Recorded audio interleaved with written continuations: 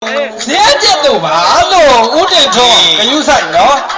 Beda lah dah, tapi cakapnya ne bawa nomor, hei balau leh. Lirau we balu, lirau we. Ni kalau belum malu maya balu. Lirau we ni macam apa? Ibaratnya, bukan man doa dan ek hei hau aku jauh ya, longjong bawa bo. Longjong bawa no long we. Aku hau ni ya, aku hau ni ya. တွေ့ကြတော့ဆွေးနွေးကြပါအောင်ထိပ်သီးအုပ်ချုပ်သူဆရာဆူဆူတို့မညူလူစုပဲလူသူလေးစားလုံခံကြပြီမိသားစုအရေးစိတ်တွေအေးပြီးပေးတဲ့လစာတစ်ဒေါ်လာတစ်ဒေါ်လာအားလုံးဒါရတာတွေရောဂျီအန်တွေရောကြီးစုဆောင်ပါ facility ဟန်ချက်ညီအောင်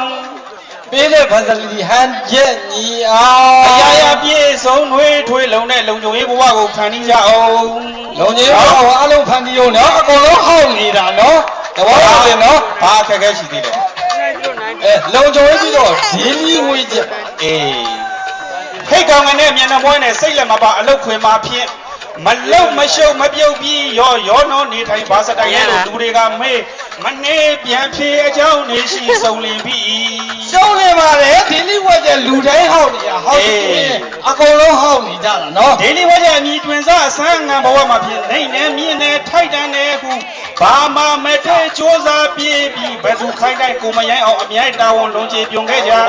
အမြဲတာဝန်လူကျွန်းတွေကဒါပေမဲ့3လကျော်က6လကြာလဲအမြဲတမ်းဝန်နဲ့ဝေးကွာလှမ်းပြီးစားပေမန်းဒီငွေပုံကြီးကိုထီးခွေမရတိုးခွေမသွားအနှံ့ကွာဝေးမရခဲ့ပါဘူးဒါပေမဲ့ကြီးလုံးဝဲခါတာတော့ပြောရတယ်ဧပြီတရက်နေ့ကနေပြီးအားလုံးအကျိုးဝင်ပါလေတဲ့နော်ကျန်ပြီဒါဧပြီတရက်မတိုင်ခင်ပြောနေတာဧပြီတရက်ဆိုလာပြီလေဒါကွာဝဲနေမှတော့လုပ်ငန်းဝင်မှာဘယ်လိုလုပ်ပြီးပြောတော့မှလဲလုပ်ငန်းဝင်မှာဘယ်လိုလုပ်ပြီးစေတနာပါမယ်လုပ်ငန်းဝင်မှာဘယ်လိုလုပ်ပြီးရှင်လန်းမှာလဲဟုတ်ရဲ့လားဟုတ်ပါဗျာဘိုးတော်ဗျာကေဒီတဲ့နေလားနော်စူးတော်ငွေအပြန်ခီးချင်းချင်းပြန်မှာပေးတတ်တယ်လောက်ပါမရှိဘူးဘာအခက်အခဲရှိသေးလဲဘာအခက်အခဲရှိသေးလဲဒီမှာအဲ့ဒါပြီးတော့ရုံးကျုပ်ကိုစားလိုက်ဩရုံးကျုပ်ကအဖွက်နေနော်ဒီမှာဘာရှိသေးလဲရုံးကျုပ်မတိုင်ခင်နေရုံးကျုပ်ခဏထားနှစ်ရှည်ဝန်ထမ်းနေအကြောင်းဘိုးတော်နှစ်ရှည်ဝန်ထမ်းဒီလိုခဲ့ဟိတ်ကောင်ကလေးကျုံတုံးမေးမယ်မင်းဒီဟိုတယ်မှာဘယ်လောက်ကြာပြီလဲ10နှစ်ကြာပါပြီ10နှစ်ကြာပြီပေါ့ဗျာကိုဆရာရဲ့တေချာဆက်စစ်တွက်စစ်ကြည့်ရောဟိုတယ်ဖွင့်စားနေကြတဲ့ကဆိုခုချက်ချိန်ခါ10နှစ်ကြာပေါ့10နှစ်ကြာတရားမအကျိုးခံစားဖို့မရှိသေးဘူးရှင်းနေတောင်ကြတယ်ဟုတ်ပါလားဒါဆိုမင်းစီကုမ္ပဏီတွေကတိုက်တွေကားတွေကုန်ငွေထုတ်တွေနဲ့ပြုစုပြန်ချစ်ခုချိန်ဆိုမင်းတထေးဖြစ်ပေါ်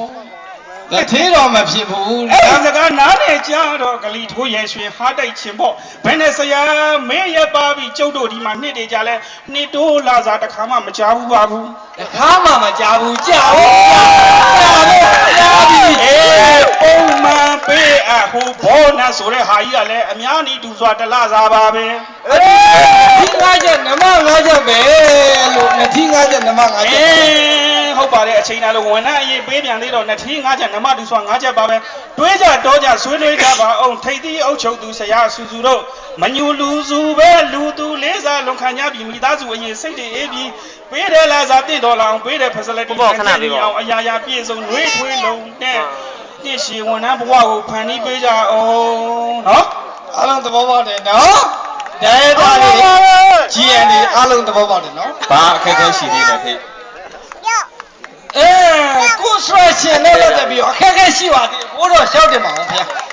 နားလေးနားပါအဲ့ဒါတွေတဲ့အခန်းထဲမှာမိုးယိုရေကြအဲကွန်မရပဲအနံဆိုးရှမ်းထွက်အိမ်သားတက်ရေမလားနေတာအင်တာနက် TV ပြက်လိုင်းအောင်အကုန်ဖောက်တော့စိတ်ပြက်ကြေကွဲဧည့်သည်ဆဲတာလဲဆဲခံရဘသူဘဝလဲကျွန်တော်တို့ဘဝပါဟောတယ်ညာနဲ့ဝင်တဲ့ဘဝ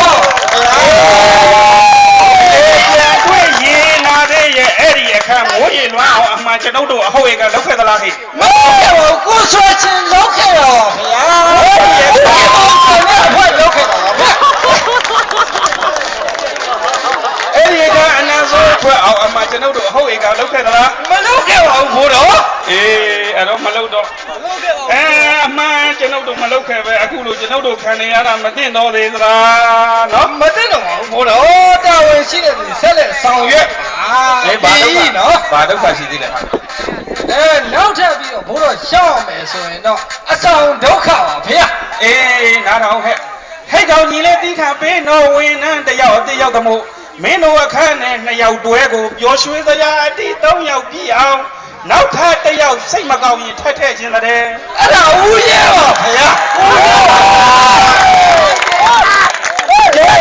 စရီရဲ့တေချာတွက်စစ်စမ်းငါစစ်တော့2ယောက်ထဲတော့ပူအိုက်လောင်ကြီးအဲ့ခွန်နဲ့ဝေးပန်ကားပြလေးနဲ့ငိန်ကွေးကြတာနှစ်တေချာပေါ့ကြာဟောနှစ်တွေရင်8နှစ်ပြည့်ပါပြီဖေ။အပြောကလည်းကိုရွှေမန်းပမာခေါင်းဆောင်စိုးသူထိုးထိုးလူတို့လက်ပြလုံးစွာစိန်ကြပါဆွင့်တခန်းတယောက်မျက်နှာပြောင်တိုက်စိတ်ကြိုက်နေတာသိနေပါလေရဲ့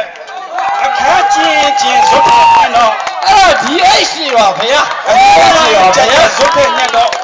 ကျုပ်တို့လဲလူသူလဲလူမို့လူပါချင်းခွဲခွာခြင်းဟာတင့်တော်ပါသလားမတင့်တော်အောင်ဖေ။ကျုပ်တို့လဲသူတို့လူမို့တယောက်ချင်းစီနေတဲ့လူတွေစာနာရင်တော့တတိယနော်အေးလားဘာအခက်အခဲရှိသေးလဲဟဲ့ရုံးချုပ်ကပြဿနာရှိပါသေးတယ်အကြံပေးတော့လုပ်နေခေါင်းတွေလည်းပေးနေပြီအကြံပေးစရာဆိုလို့အတိုးတွေပဲကြံတော့တယ်နော်ရုံးချုပ်ကအကြောင်းရှောက်တင်လားဘိုးတော်ရဲ့ဆောင်းငါမြင့်လို့ငှက်တောင်ကျွတ်တလုံးမူဟန်ပူကဲမာနခဲတွင်တဲကိုရှင်ကစိတ်တိုင်းမကြသမျှဖွင့်အန်ချပြီးညူစုတော်ထွက်ကွန်ပလိတ်တက်တဲ့အဲ့ညူစုတော်ရှင်မာနအတွင်ကိုတေချာစမ်းစစ်စူးစမ်းမိတော့တခြားမဟုတ်ဒိုရုံချုပ်ကအဟုတ်ဧကန်ဖြစ်နေပြန်တဲ့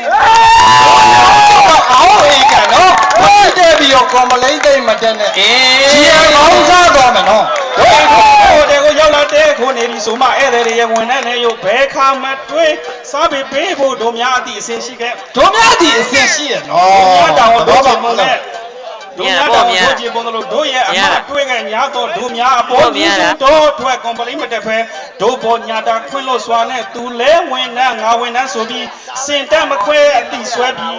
ခက်ခဲပြဿနာညီညွတ်စွာနဲ့ဖြေရှင်းကြမယ်ဆိုရင်မကောင်းပေဘူးလားကောင်းပါလားဟဲ့ဘာရှိသေးလဲဘိုးတော်ရှိပါသေးကုမ္ပဏီပစ္စည်းဒုပစ္စည်းဆိုပြီးတော့အလွဲသုံးစားလုပ်နေရရှိနော်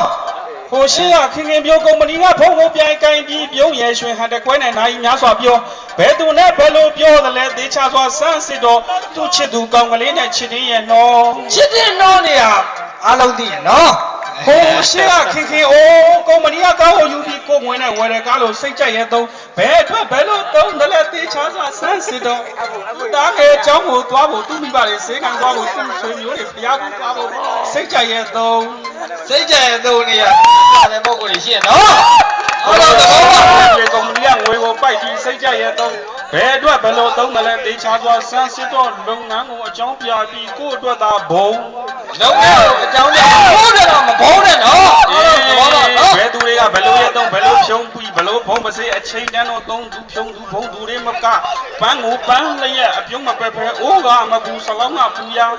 ငါပြည်တဲ့ရင်မမောက်စားတယ်မောင်းရသုံးသူဖြုံးသူဘုံသူတွေမကူ operation ကလူသာပူရပဲလာတော့ပါ operation ကလူကသုံးကြပါစေဖြုံးကြပါစေဘုံကြပါစေသူတို့မှသာသုံးဝင်ရှိလို့သုံးကြတာပဲသူတို့မှသာဖြုံးဝင်ရှိလို့ပြုံးကြတာပဲသူတို့မှသာဘုံဝင်ရှိလို့ဘုံကြတာပဲငါတို့ကတော့ရှာတဲ့ဘဝမျိုးရှာကြအောင်ပေါ့ရှာကြအောင်ပေါ့ခုလည်းဒီအပြည့်နော်ရှာကြအောင်ဘာခက်ခဲရှိသေးလဲဘာခက်ခဲရှိလို့ကြံသေးတယ်ကျွန်တော်လည်းကွန်ဆတ်နဲ့လုပ်လာကြာပြီဆိုခေါင်းမြေပိန်းနေပြီဆေးရမားကတ်တင်းကြံသေးတယ်ဟုတ်တော့လေအေးတကယ်ဟိုတယ်ဆိုတာအခန်းကြီးကောင်းအစားတောက်ကောင်းပြီးစားပေကောင်းတွေဘယ်လောက်ရှိကောင်းတဲ့အရာရောင်းထွက်ပါမှဝင်ငွေကောင်းမှအသေးချပဲဟုတ်တယ်အသေးချဘောဘူးတော့အခန်းဖြစ်ဖန်ရှင်ဖြစ်ပါစေအယောင်တွက်ရေးဖန်တီးပေးမှုစေးစံမားကတ်တင်းအဖွားကြီးတစ်ခုရှိပြီးသားမို့အားမငယ်ပါဘူးအားမငယ်နဲ့တကယ်တော့စေးစံမားကတ်တင်းအဖွားကြီးဆိုတာ NGO နဲ့ INGO တန်ယုံနေမကအေးချမ်းမှသည်ဝင်းကြီးယုံမကြံဝေးပန်းသုံးတက်အနိကတိအမှန်ရှုမြင်လမ်းသစ်ထွင်ကအယောင်တွင်းရဲ့ဦးစားပေးမှသူ့ဝန်တုတာခြေပေါ်မှာတည်သူ့ဝန်တုတာခြေပေါ်မှာနော်သူ့ဝန်တုတာဘိုးတော်ကတော့ကင်းဝန်တုတာခြေပေါ်မှာပဲတခါတရံဆေးပြီးအပြန်မှာစူပါစင်တာမက်ကတ်ရှာပြီးမော်ဒယ်ဟန်ဆွဲ shopping ထွက်တော့ shopping ထွက်လာဟိုဘက်ဝိုင်းနဲ့ဒီဘက်ဝိုင်းနော်ကုမ္ပဏီကဖြင့်ဆိုင်တကာဝင်ထွက်အစားတောက်မဲ့တော့အစားတောက်မဲ့တာဘာလို့လဲလို့မျော်လင့်သည်လားမျ မျောမှန်းသည် ဟိုမှာတော့အများကြီးတော့အစားတော့နေ မျောလင်းဒီလားမျောမှန်းသည်ဝေးကွာနေကစိတ်ပြအယောင်ကြာဆင်းကြောင်းဒီ ကြာစင်းကတော့ကုမ္ပဏီနင်းတာမှာနော်အဲ့ဒါတွေကြီးရနေနော် ဘာလို့ရှိသေးလဲဟဲ့ နောက်ဆုံးအနေနဲ့ကတော့ local and foreigner ရှိသေးတယ်နော် ကုမ္ပဏီတစ်ဝိုက်မျောကြည့်လိုက်တော့တနေ့တခြားအရေးပြီးတော့များလားဖော်ရင်းနာတွေကိုယာဒူးမြန်မာပေးအပ်ထားပြီးမြန်မာလာသာသိချီကဖြင့်အစင်းမြင့်ထိုင်းကုန်းပေးအပ်ပုံကစေတနာဘဝရိုးစီးကြလဲနှုံချဘဝမွဲပြားကြသည့်အောက်ခြေဝင်နှံစုခင်လန်ကိုတစ်ချိန်တစ်ခါချီးပြူသွားဖြင့်လာသာထုံဝေးလာသာထုံဝေးတိုးမြင့်လေဖို့ တွန်းမြင့်လေရပါနော် လာသာထုံပြီးတိုးဝင်လေဖို့စင့်အဝါမျောကြည့်ခွေးမိုက်မိတယ်လို့ဘဝဆိုးလေးထိုးတစ်နှစ်မှာ1000တိုးဖို့ရမသေးကြဘူး ရှစ်ဝါပြောကြည့်တော်တော်ရမသိကြဘူးနော်အဲ့တော့သဘောပေါက်နော် အဲ့တော့ဒီကုန်းချုံနဲ့ပြောနေတာကတော့တေချာပြန်တွေ့လွန်ရင်လေးမိအာစရီတို့ရေထိတ်ဒီထိုးလူမြင့်မသူတို့မိမြရုံးကန်ရှေ့တို့ဆန်းလဲအောက်ချင်းကြီးညာရုံးကန်ပါမပန်းတိုင်ကိုရောက်ခကြီးပေါက်မှာတေချာဒီ ခီးပါမှသိကြနော် ကဘာအနှံ့ချေဆုံးဖြတ်သူတို့တို့ညီမြရုံးကန်ရှိတို့ဆန်းလဲတားချင်းစိတ်တက်လုံးမြင့်မြတ်ပြီးမိတ်ဆွေရင်းချရွှေညီမတွေညီညာရုံးကန်လက်တွဲပန်းမှာပန်းတိုင်ကိုရောက်ခကြီးပေါက်မှာတေချာဒီ ပန်းတိုင်ကိုရောက်ခီးပါမှနော်အလုံးတရားတော့မနိုင်နဲ့ တယောက်တဦးရှေ့ကိုကျူးပြီးမြူးထူကုန်းပေါက်မန်းဟုံတောက်လဲနောက်လိုက်စူပေါက်ညီညွတ်ကြောင်းဖြင့်စူပေါက်စိတ်တက်လွန်မောမြတ်မှပန်းတိုင်ကိုရောက်ခကြီးပေါက်မှာတေချာဒီ ပန်းတိုင်ကိုရောက်ခီးပါမှနော် အဲ့လိုတိုးဝင်ကလေးပဲအစင်းမြင့်ကျွယ်တဲ့ international မီဂျင်တို့ဆိုပြီးလာခဖော်ရင်းနာသိမ်းများစွာပေးနေရာပေးပြီးခံထားပေးရုံနဲ့ငါတို့အစင်းမီနိုင်ငံတကာဒီစီရောက်ချက်ချင်းပေါက်မဲမထင်လေးနဲ့ လာသားဖို့ရင်သိမ်းပေါင်းများစွာနဲ့ခီးပါမှလာတာတော့ အဓိကကတော့အထက်နဲ့အောက်လက်တွဲလျှောက်ပြီးသူမှငါမှန်အပြန်လန်းတွေ့ဆွေးနွေးတိုင်းမင်းရှေ့ကြိုးမြင်ပြီးပြောသမျှငြိမ်ခံကြံသမျှလိုက်လုံသမျှထောက်ခံအတ္တဆန်နဲ့ကပ်ဖရဖဖော်လန်ဖတဲ့ဝိသမတဘာတွေကိုရှောင်ကျင်လေမှပန်းတိုင်းကိုရောက်ခရီးပေါက်မှာအသေးချပါပဲကွယ် ဝိသမလုံးဝဆောင်တော့ခီးပါပါသေးရတယ်ဒါဒါဒါ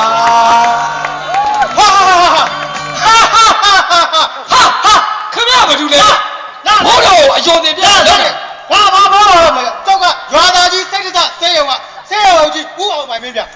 ဒေါက်တာအောင်ပါဗျာ မှန်တယ်ဒေါက်တာအောင်ပိုင်မင်း ဗျာကျွန်တော်ဘိုးတော်ဗျာ ဘာဘောတော့ဟုတ်ကမလဲလွန်ခဲ့တဲ့3လလောက်ကနေပြီးလဲပြီးတော့သက်သက်ရှိတယ်ဆိုပြီးဟိုတယ်လောက်ဟိုတယ်ဝင်းနှန်းတွေကိုမနိုင်လို့တော့ခါတော့ယူနေတာဗျနာမရဘူး ဗျာဗျာဗျာဆိုပါ